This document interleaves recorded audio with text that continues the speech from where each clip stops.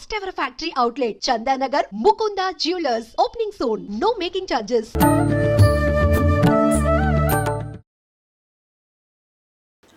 నమస్కారం, welcome to I dream. ధర్మ మార్గం విత్ విజిత కార్యక్రమానికి స్వాగతం. ప్రస్తుతం మనతో పాటు ఉన్నారు ప్రముఖ జ్యోతిష్య వాస్తు పండితులు, లలితా ఉపాసకులు శ్రీ శ్రీ శ్రీ నానాజీ పట్నాయక్ గారు. ఇప్పుడు వారితో మాట్లాడి మరిన్ని విషయాలు తెలుసుకుందాం.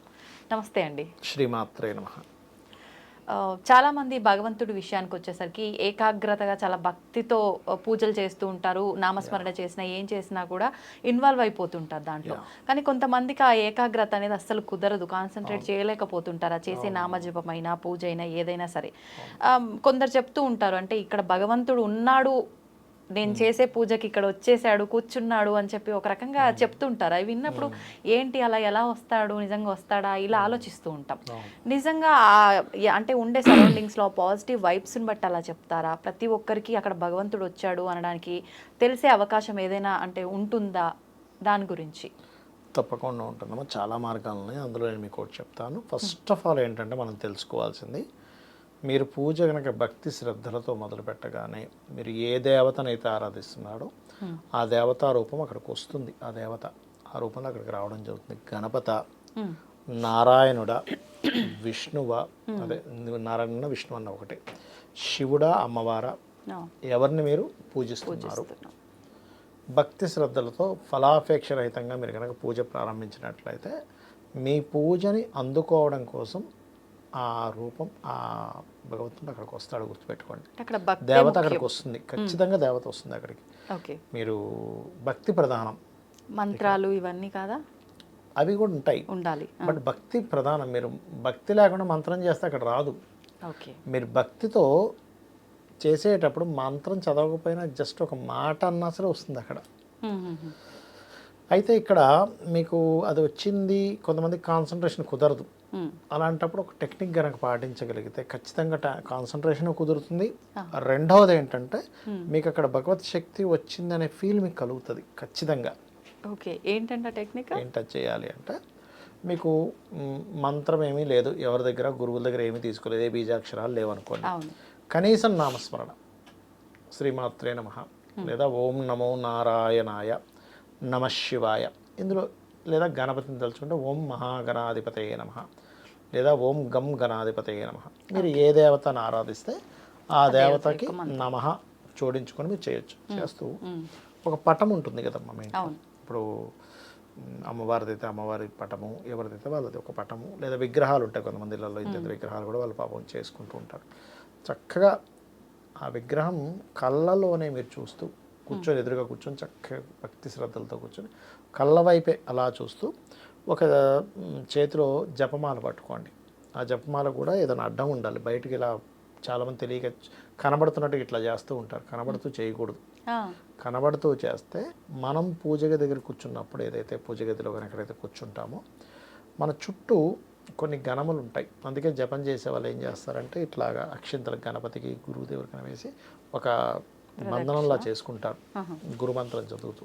Okay okay. ఎందుకంటే అప్పుడు ఆ లోపలికి వచ్చి అవి తీసుకోకుండా ఉంటాయని. అలా కొంచెం, అందుకే కొన్ని బ్యాగ్స్ లాగా ఉంటాయి ఇలా కట్టుకునేవి, అది లోపల పెట్టుకోవాలి. అలా చేస్తూ ఇస్కాన్ వాళ్ళు ఎక్కువగా అది వేసుకొని తిరుగుతూ ఉంటారు. మీరు అమ్మవారినే లేదా శివుడైతే శివుడిని అలా కళ్ళల్లో తదేకంగా భక్తిగా అలా చూస్తూ కనుక నామం చేస్తూ ఉన్నారంటే మీకు ఒక ఎనర్జీ కనెక్ట్ అయి తీరుతుంది. మీరు చూడొచ్చు ప్రాక్టికల్గా కావాలంటే. ఎందుకంటే ఇక్కడ చేయాలంటే 20 నిమిషాలు పడుతుంది. అది మూడు అంటే మొన్నంటే కొబ్బరికాయ 2 నిమిషాలు కాబట్టి చూపించాం.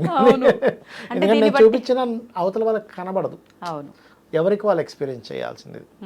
చేశారు అంటే ఖచ్చితంగా వాళ్ళకి అలా ఉండగా చేయగా ఒక 3వ మాల దాటుతుందనగానే వాళ్ళకి ఒక చుట్టూ ఒక ఏదో ఒక పొగ కమ్మినట్టు, ఒక ఆరా వచ్చినట్టుగా కాన్సన్ట్రేషన్ మొత్తం చేశారు. అలాగే అదే తదేకంగా చేశారంటే మీకు తెలిసిపోతుంది ఇక్కడ భగవత్ శక్తి వచ్చేసింది. భక్తిగా చేశాను కదా, అమ్మవారు వచ్చింది అంటే భగవంతుడు కావచ్చు. అంటే భగవంతుడు ఏ రూపంలో ఉన్నా కూడా, నారాయణుడు అమ్మవారు ఏ రూపంలో ఉన్నా, మీరు భక్తిగా జపించినప్పుడు ఒక తల్లి బిడ్డ పిలిచినప్పుడు ఎలా వెళ్తుంది, ఎక్కడో పాపం పూజ గదిలోనో లేకపోతే ఏ వంట గదిలోనో వంట చేసుకుంటుంది. అమ్మ అని గట్టిగా పిలిస్తే వెంటనే వెళ్ళిపోతుంది తల్లి, ఎలా వెళ్తుందో అదే రకంగా ఆ యొక్క దేవతామూర్తి మీ దగ్గరికి రావడం జరుగుతుంది. అంటే మీరు తదేకంగా భక్తిగా చదువుతున్నారు, వస్తుంది ఆటోమేటిక్గా. ఎందుకు కళ్ళు తెరిచి, యాక్చువల్గా కళ్ళు మూసుకునే జపం చేయాలి. కళ్ళు తెరిచి ఎందుకు అంటున్నాను అంటే మీకు ఆ ఫీల్ అర్థం అవ్వాలని. ఓకే, కళ్ళల్లోనే చూస్తూ చేయండి, ఖచ్చితంగా మీకు ఆ ఫీల్ అర్థమవుతుంది. అయితే ఇక్కడ మీరు ఎప్పుడైనా సరే చేసేటప్పుడు ఒకవైపు మళ్ళీ ఫోన్ చూసుకుంటున్నాం, దిక్కులు చూస్తున్నాం, చేయొద్దు. నన్ను ఎవరైనా అబ్జర్వ్ చేస్తున్నారు, దిక్కులు చూస్తున్నాం, ఇగో నేను ఇంత మాలు తిప్పుతున్నాను, ఇన్ని డైరెక్షన్స్ ఇంత పోయిందనుకోండి, ఫలితం రాదు. ఇలా ఎప్పుడైతే మీరు చేస్తారో, దేవత ఎప్పుడైతే అక్కడికి వస్తుందో, మీరు చేసేటువంటి పంచోపచార పూజ కావచ్చు, లేకపోతే మీరు పెట్టే నైవేద్యం ఏదైనా కావచ్చు, ఖచ్చితంగా స్వీకరిస్తుంది. అలా ఎప్పుడైతే స్వీకరించిందా ఆవిడ రుణం ఉంచుకోదు. అమ్మవారు కావచ్చు, విష్ణువు కావచ్చు, ఎవరైనా తీసుకున్నారంటే రుణం ఉంచుకోరు, వెంటనే మనకు ఫలితం వస్తుంది. ఇప్పుడు మీరు అన్నారు అదే పనిగా, అంటే 3వ మాల జపం చేసేటప్పటికి అమ్మవారు కానీ దేవుడు అంటే స్వామివారు కానీ ఎవరో ఒకరు ప్రత్యక్షం అవుతారు అని చెప్పి. ప్రత్యక్షం అంటే మీకు ఆ ఫీల్ తెలుస్తుంది. ప్రత్యక్షం అవడే 3 వాళ్ళకి అంటే అట్లా ఒక ఆకారం లాగా, ఆరాలాగా ఎనర్జీ తెలుస్తుంది, అనిపిస్తుంది అన్నారు కదా. అది కూడా ఎలా అంటే ప్రత్యక్షం అవడమే కదండి, ఏదో ఒక అంటే ప్రత్యక్షం అంటే మీకు డైరెక్ట్ కనబడ్డం. నీ యొక్క అక్షువులు అంటే కళ్ళకి కనబడ్డం ప్రత్యక్షం అంటే, ఇది ఫీల్ అవ్వడం. ఇప్పుడు అంటే ప్రత్యక్షం అవుతారమ్మా, అయ్యో మీరు భలేవారే, 3 మాలకు కాదు, మీరు ఎవరి దగ్గరైనా ఏదైనా బీజాక్షరాలు తీసుకున్నారు, ఏదైనా అమ్మవారిది, ఆంజనేయ స్వామిది అనుకోండి, శివుడిది అనుకోండి, ఎవరిదైనా, అంటే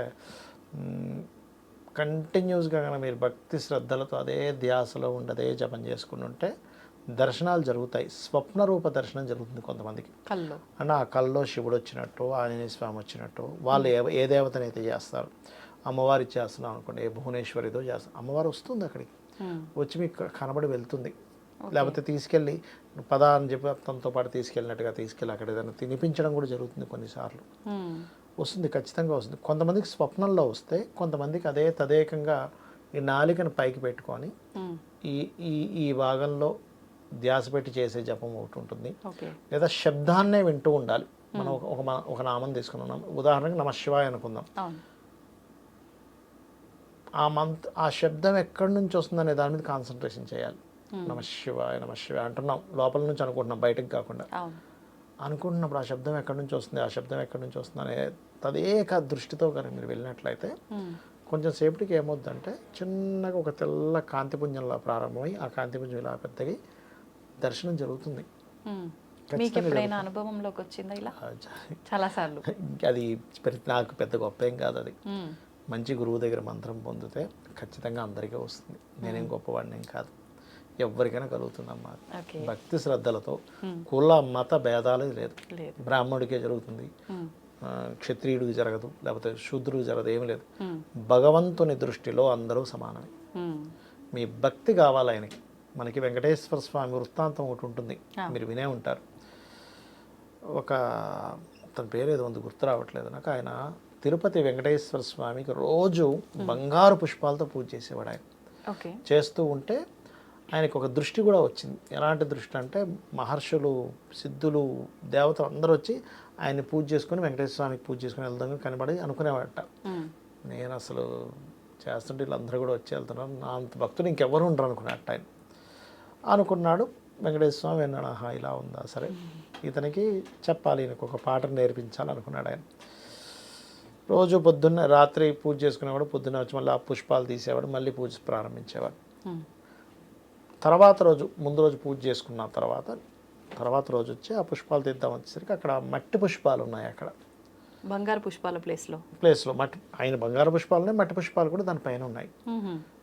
అతనికి అర్థం కాలేదు, ఏమిటిది మట్టి పుష్పాలు ఉన్నాయేంటి ఇక్కడ, స్వామి ఎవరు ఇక్కడ ఇవి పెట్టారంటే, ఒక భక్తుడు ఉన్నాడులే, ఒక కుమ్మరివాడు, ఆయన కొయ్య బొమ్మ చేసుకున్నాడు నాది, చేసుకుని ఆయన పూజించుకుంటూ, ఆయన దగ్గర డబ్బులు లేవుగా, నీలాగా సంపన్నపరుడు కాదుగా, మట్టితో, ఆయన కుమ్మరివాడుగా మట్టితో పుష్పాలు చేసి నాకు సమర్పిస్తున్నాను, నాకు చాలా నచ్చింది, నేను తెచ్చుకున్నా అంటాడు.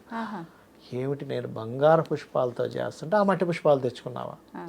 అయ్యో ఆయన భక్తి అలాంటిది అంటే, నాకంటే భక్తుడా, చూడు కావాలంటే వెళ్ళి చూడు, ఎక్కడ అంటే పలానా అడ్రస్, పలానా దగ్గరికి వెళ్ళి, ఆ చిన్న గుడిసెలో ఉంటాడు ఆయన.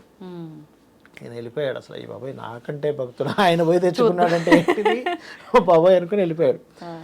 వెళ్ళిపోయి ఈ లోపలికి ఎంటర్ అవుతుంటే ఈ కిరీటం పడిపోద్ది అయింది రాజుది. ఆ శబ్దానికి ఆయన బయటకు వస్తాడు. అయ్యో ఏమైందండి అంటే, అయ్యో నేను వెంకటేశ్వర అని చెప్పాడు, నీ అడ్రస్ చెప్పాడు, అయ్యో వచ్చానంటే సరే లోపల రండి. తెరల్సి నిజంగానే కొయ్య బొమ్మ ఉంటుంది అక్కడ వెంకటేశ్వర స్వామిది. అసలు ఆయన అసలు ఒక్కసారిగా రాజు ఎవరైతే ఉంటాడో ఆయన అసలు ఆశ్చర్యపోతాడు. అప్పుడు ఆ కొయ్య బొమ్మలో నుంచి స్వామివారు ప్రకటితం అవుతారు. ఈయన వెళ్ళిన సందర్భంలో వెళ్ళినప్పుడు ప్రకటితమై అప్పుడు చెప్తాడు, నాకు ఎటువంటి భేదాలు ఉండవు, భక్తిగా ఎవరైతే చేస్తారో వాళ్ళకి నేను ప్రసన్నున్నవుతా. అంతేగాని నువ్వు బంగారంతో పెట్టావు కాబట్టి నువ్వు నీ భక్తి చాలా గొప్పది, ఆయన మట్టితో పెట్టాడు కాబట్టి ఆయన గొప్ప కాదు, భక్తి ప్రధానము. ఈ విషయం ఎందుకు చెప్పానంటే ప్రధానం. ఎందుకంటే వాళ్ళకి సంపదలతో ఏం పనమ్మా, మొత్తం వాళ్ళదే కదా. మట్టి అయితే ఏంటి, బంగారం అయితే ఏంటి, వెండి అయితే ఏంటి, లేనివాడికి కదా అవన్నీ గొప్పలు. మొత్తం ఆయనదే. నా రూమ్లో ఉన్నదే నాకు ఇస్తే నాకేముంది, ఈ రూమ్ మొత్తం నాదే అనుకుంది. ఉదాహరణ ఇక్కడ ఉంది నావి, నా థింగ్స్ నాకే ఇస్తున్నావు, నాకు ఇక్కడ విషయం ఏముంది. అయితే అంటే బంగారమా వెండ మట్ట అనేది ఆయనకి ఏ తారతమ్యం ఉండదన్నారు కదా. కానీ కొన్ని స్టోరీస్ విన్నప్పుడు ఇట్లా దేవుడికి సంబంధించిన వాటిల్లో ప్రత్యేకించి పూజకు వాడే కలశాలు వీటి విషయంలో ఖచ్చితంగా బంగారము లేదంటే వెండి లేదంటే మట్టి ఇలా ఉంటుంది కదా. మరి అలా ఆప్షన్స్ ఎందుకు అంటే కొన్ని తాంత్రికమైనటువంటి విషయాలు చేసేటప్పుడు ఆ పర్టికులర్ పదార్థంతో చేస్తే ఇంకొంచెం తొందరగా వస్తుంది. కొన్ని పుష్పాలతో చేస్తాం, కొన్ని కామ్యాలు నెరవేరాలి, ఎర్రటి పుష్పాలతో చేయండి అంటారు. కొన్ని గురుబలం పెరగాలి, పసుపుతో చేయండి, గంధంతో చేయండి అంటారు. అంటే ఆ పదార్థం తాంత్రిక సంబంధంగా చేయడానికి పనికి వస్తుంది. కానీ భక్తి లేకపోతే మీరు దేంతో చేసినా వృధా. మీరు చిన్న ఎగ్జాంపుల్, మీరు ఒక గెస్ట్గా వెళ్ళారు, అక్కడ ప్రేమ అభిమానం లేకుండా మిమ్మల్ని పిలుస్తున్నాను అనుకుంటే నాకు వద్దని వెళ్ళిపోతారు. అక్కడ ఎంత పెద్ద గిఫ్ట్ ఇవ్వనే నాకు వద్దంటారు. ఎందుకు, ఒక ఇది ఉంటుంది కదా మనిషికి, అలాంటి దేవత అక్కడ ఉన్నది. ఓకే, అంటే మొత్తానికి భగవంతుడి విషయంలో మనం చూపించాల్సింది భక్తే గానీ ఆస్తులు అంతస్తులు ఆడంబరాలు కాదు, అస్సలు కాదు. ఆ నిజం తెలియనంతసేపు మనిషి ఆ దీంట్లోనే ఉండిపోతాడు. అవి ఉండకూడదు. కొంతమంది చూడండి, మేము ఫలానా గణపతినే పూజిస్తాం, అవును, శివుణ్ణి విష్ణువుని పూజించమనం, అది మేము విష్ణువునే పూజిస్తాం, శివుణ్ణి పూజించమనం, ఇట్లా కొంతమంది ఉంటారు. సరే మీ ఇష్టం, మీరు అది చేసుకోండి. కానీ ఇంకొక దేవతని పూజించే వాళ్ళని కించపరచకూడదు. ఇప్పుడు మీరు ఇందాక చెప్పినప్పుడు అంటే అమ్మవారి కళ్ళల్లోకి అలా చూస్తూ నామజపం అన్నప్పుడు నాకు అనిపించింది, అంటే మీరు అన్నారు అలా మనకు తెలుస్తుంది ఫీలింగ్. కొంతసేపటికి ఏమైపోతుంది అంటే ఒక తెల్లటి ఫార్మింగ్ ఇట్లా చుట్టూ ఒక బూదర్ అయిపోతుంది. అంటే మీకు ఇప్పుడు మొత్తం క్లియర్గా కనిపిస్తుంది చూసారా, మొత్తం క్లియర్గా కనబడ్డా ఆగిపోయి ఇదంతా బూదర్ అయిపోయి అమ్మవారి అంతవరకే మీకు క్లారిటీ ఉంటుంది. ఇదంతా బూదర. అంటే దాని అర్థం ఏమిటంటే ఎప్పుడైతే మీకు మీ కాన్సన్ట్రేషన్ మొత్తం అక్కడికి వెళ్ళి తదేకంగా మీరు భక్తిగా చేస్తున్నారో 100% అక్కడ ఆ యొక్క ఎనర్జీ ఫామ్ అయింది అనేటువంటిది అర్థం అనమాట అక్కడ. సో అప్పుడు మీకు తెలుస్తుంటుంది ఆటోమేటిక్గా, ఓహో ఆ ఎనర్జీ అక్కడ ఫామ్ అయింది అనేటువంటి మీకు తెలియడం అనమాట. అయితే నాకేమనిపించింది అంటే ఒక వస్తువు సైడ్ తదేకంగా ఎక్కువసేపు చూసినామంటే ఖచ్చితంగా మన చూపు అనేది అటు ఇటు అయినట్టుగా అనిపిస్తుంది కదా, అలాంటి ఫీలింగ్ ఏమేమో అది మీరు ప్రాక్టికల్గా చూడొచ్చు. ఒక వస్తువు మీద చూస్తున్నారా, భగవత్ నామస్మరణ చేస్తూ చూస్తున్నారా? మీరు మంచి ప్రశ్న వేశారు. ఒక వస్తువుని అలాగే చూస్తూ ఉండండి, ఏమీ మాట్లాడుకోకుండా. ఏమనిపిస్తుంది, భగవంతుని భక్తి శ్రద్ధలతో మీరు పూజ చేసినప్పుడు ఏమనిపిస్తుంది చేయండి. అయితే ఇక్కడ మనకి పూజ చేసేటప్పుడు పర్టికులర్గా మీరు చేయవలసింది ఏంటంటే ఫస్ట్ ఒక పద్ధతి ఉంటుంది. ఇది పవిత్రోవా అనేటువంటిది, ఉచ్చష్టంత భూత పిశాచ అనేటువంటిది ఆచమనం చేయడము. అదేవిధంగా ప్రాణమంత్రం అని ఉంటుంది, ప్రాణమంత్రాన్ని చదవాలి ఏదైనా దేవతామూర్తిని పూజించేటప్పుడు. అవన్నీ తెలియదు, నాకు భక్తి ఏముంది అనుకుంటే కూడా భగవంతుడు వస్తాడు, రావడం నేను చెప్పట్లేదు. భక్తి చాలా ప్రధానం. ఇప్పుడు ఆ యొక్క మహాకవి కాళిదాసు గారికి అమ్మవారు ప్రత్యక్షమైంది. ఆయన ఏ ప్రాణమంత్రం చదివాడు, ఏ ముద్ర వేసుకున్నాడు, భక్తే కదా అక్కడ. అలా ఏంటంటే భక్తి, శ్రద్ధ, నమ్మకం చాలా ముఖ్యం. ఖచ్చితంగా మీరు మంచి ప్రశ్న వేశారు. ఎందుకంటే తదేకంగా చూస్తుంటే అలా ఫామ్ అవుతుందా, ఒక మంత్రం చెబితే ఫామ్ అవుతుందా? ఎందుకంటే ఈ రెండు తేడా చూస్తే మీకు అర్థమైపోతుంది. అవునండి, కరెక్టేనండి. చూద్దాం, ఎవరైనా అంటే దీన్ని ఎక్స్పీరియన్స్ చేసి కామెంట్ రూపంలో ఏమైనా తెలియజేస్తారేమో. కాకపోతే ఒక 20 నిమిషాల ప్రాసెస్ కాబట్టి అది ఎవరికి వారు ఎక్స్పీరియన్స్ చేసుకోవాలి. అవును నేను కూడా తప్పకుండా ట్రై చేస్తాను. మీరు చెప్తారు. ధన్యవాదాలండి. శ్రీమాత్రే నమః.